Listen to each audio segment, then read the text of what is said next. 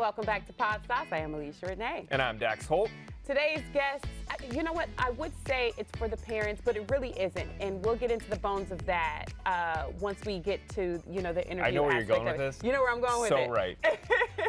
And our guest on today's show is Gloria Riviera, host of No One Is Coming to Save Us. Hi, Gloria.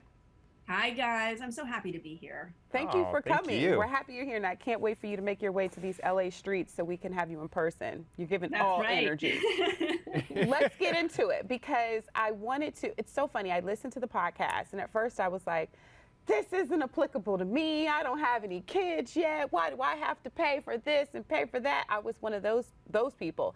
And then I listened to, I think it was the episode of Childcare Starts at Home. Mm-hmm. Completely changed my perspective. Before we get into that, give us the elevator pitch about your podcast for those who may not be familiar. Sure.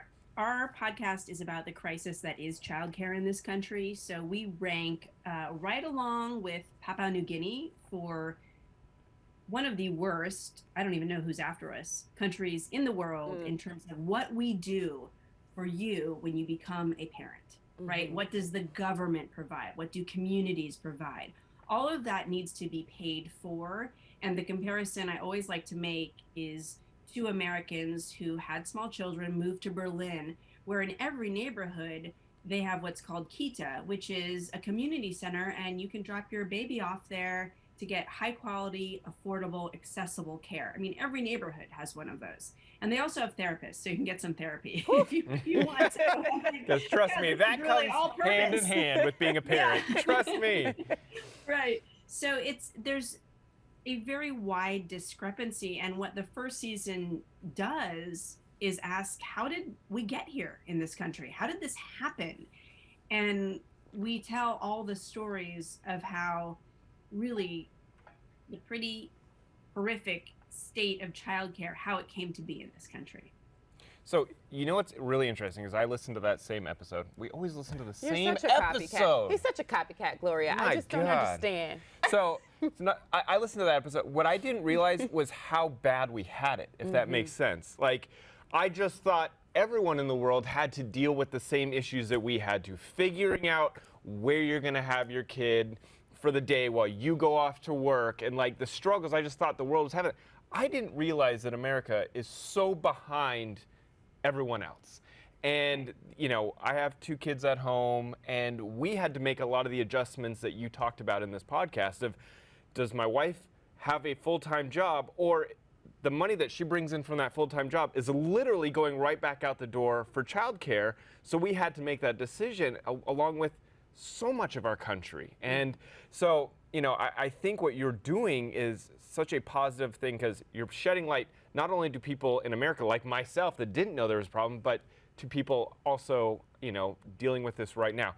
What do you feel like was the catalyst to really get you into this problem? For me personally, I am a mother of three. I was a reporter for many years with ABC News, and I was transferred to Beijing, China. And we can have a long conversation about how differently China approaches parenthood, for better or worse. But I remember telling my boss that I was pulling a Michelle Obama because my mom was coming over to help me because I was starting a new job. So I had the privilege of a mother who was capable. I mean, we can talk about my mom too. She's a wonderful person, but she's capable of directing traffic. But she was, a caring human in the room. And so I looked at this opportunity, first of all, do I have to justify my own privilege? I was a little it was hard for me for sure, but I'm an educated woman with a full-time job. So that puts me in a different category. Because it was still hard for me, I felt like I need to learn more about why that is and what it's like for people who don't have the privilege that I have. I think the way you guys structured the podcast is it's beautiful in that it allows those people, because I'm not married yet, I don't have children yet. These are things that I, desire one day to check off my list. But, upon listening to the podcast, and it's funny that you and I listened to the same episode and still walked away with two different experiences. And I let it play in the background because I was very curious to see the direction she was going to go in with the next episode. And I'm glad that I did. get there later.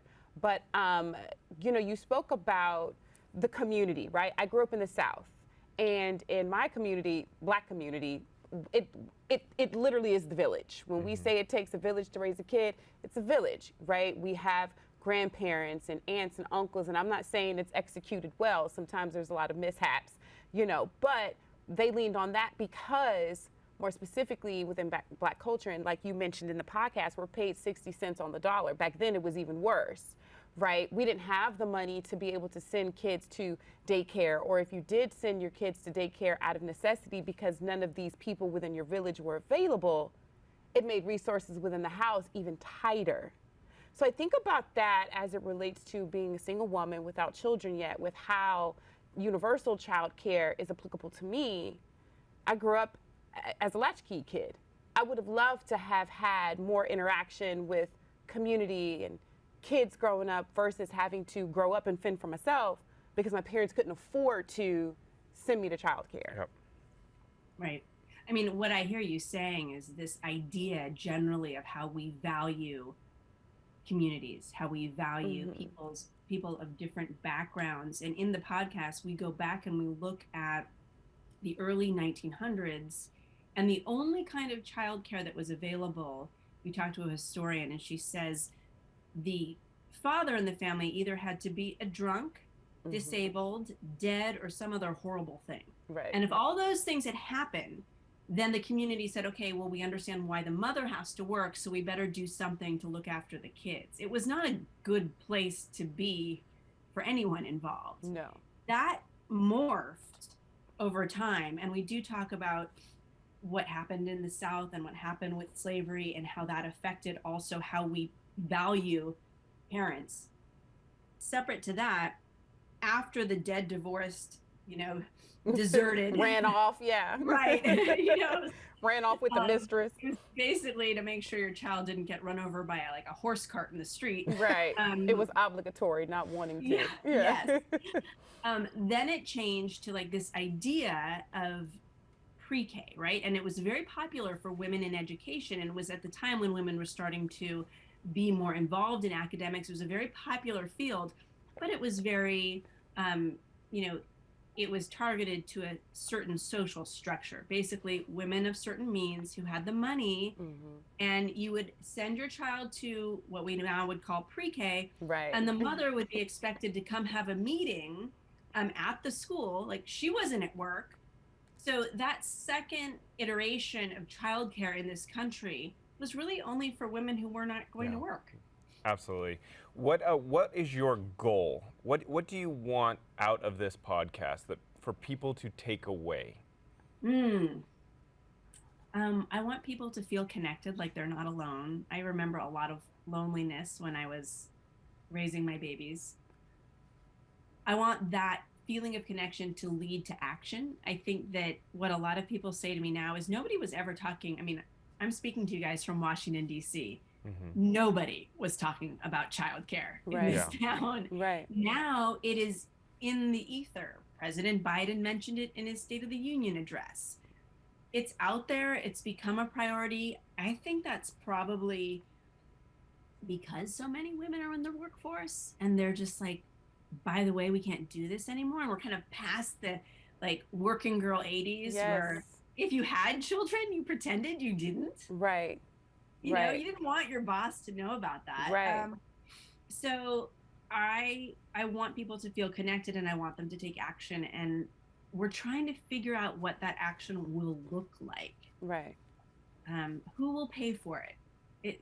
The money has to come from somewhere because we have people in the childcare industry who are leaving their jobs to go work at Starbucks or Target or Walmart, all great companies, you can argue, but all able to be like, oh, it's COVID, we're going to pay you more. We can't do that in childcare. I was just going to tell you, Gloria, that one of my favorite parts about your podcast is it's not even so much about your topic, it's that you get me to think about how important it is in my life, or universally with things that maybe I've done between me and my wife and how we've structured things and how maybe things in our life weren't completely fair because I was working and she was at home. But not only that, started to make me think about how the hell did my mom do it? Because I was raised by a single mom, and I think back of like, how? Like, how did she get all these pieces of the puzzle together, work a full-time job,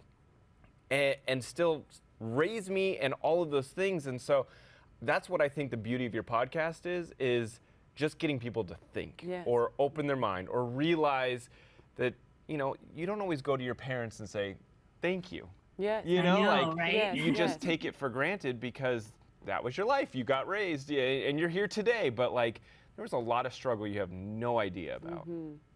Yeah, and I think that what universal good childcare would do is alleviate some of that struggle to know stress, you're not alone. Yes. There is help out there for you. And by the way, we haven't even talked about, oh gosh, brain development from the age of, you know, wee to 5 years old is huge. And we have data for weeks and weeks and weeks about how good it is to have educated childcare educators in the classroom giving that little one what they need. And by the way, in this country, we'll educate you. You can go get a degree and a master's, and then you're going to enter a workforce that is horrific. We still have about 100,000 people who have not gone back to work in the childcare industry post-COVID. Everywhere else is just about back to pre-COVID levels, but in childcare, it's been decimated.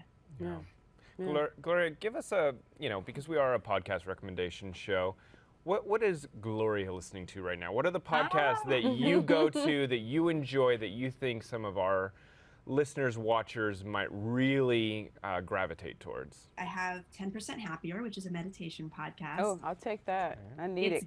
Good with Dan Harris. It's very good. I have a bunch of Lemonada shows. I have The Cost of Care with Andy Slavitt. Wait, did you say 10% happier? 10% Happier, yes. It's really good. There's an episode with the musician Sarah Bareilles, if I'm saying her name correctly. It's so good. Of course, I love, if you have anyone who's an addict in your family, the way that Lemonada got started was with a podcast called Last Day, and it taught me more about addiction. I lost a brother to addiction, a dear friend. It is an amazing podcast. And then I like to listen to WTF with Mark Maron. You guys know that? It's so good. He's so fantastic. Of course, I love The Moth. So good stories.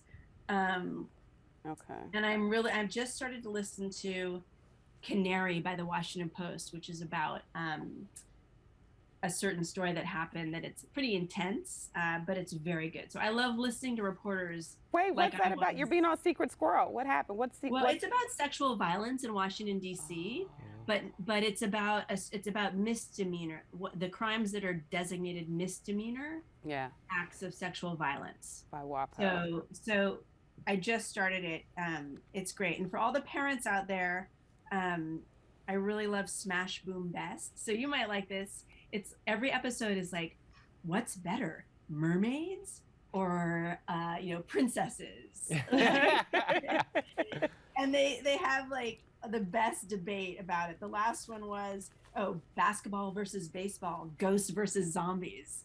And if you're in the car and your kids are there and you're watching kids, turn it on and they'll be like mesmerized. Zombies over ghosts any day of the week. Gloria Riviera, host of No One Is Coming to Save Us. Thank you so much for joining us on Podsauce.